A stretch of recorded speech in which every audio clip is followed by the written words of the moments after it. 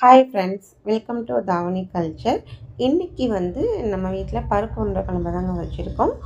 இங்கே பாருங்கள், பருப்பு உருண்டை குழம்பு நல்ல காரசாரமாக டேஸ்டியாக தேங்காயெல்லாம் அரைச்சி ஊற்றி சூப்பராக வச்சுருக்கோங்க. பருப்பு உருண்டைக்கு நம்ம பாசிப்பருப்பு, துவரம்பருப்பு, கடலைப்பருப்பு மூணுமே சமமாக எடுத்து ஊற வச்சுட்டு மிக்சியில் குறன்னு அரைச்சிட்டு ஆவியில் வேக வச்சுக்கலாங்க. வெங்காயம் சேர்க்குறதா இருந்தாலும் அதில் சேர்த்துக்கலாம்.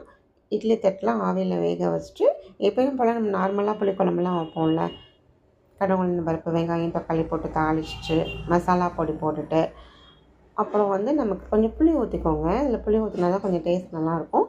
புளி ஊற்றிட்டு தேங்காயெல்லாம் போட்டு கொட்டி வச்சுட்டு கடைசியில் நம்ம ஆவியில் வேக வச்ச இந்த உருண்டையை போட்டுட்டா இங்கே பாருங்கள், உருண்டை பிரியாமல் உடையாமல் சூப்பராக குண்டு குண்டாக அழகாக இருக்கும்.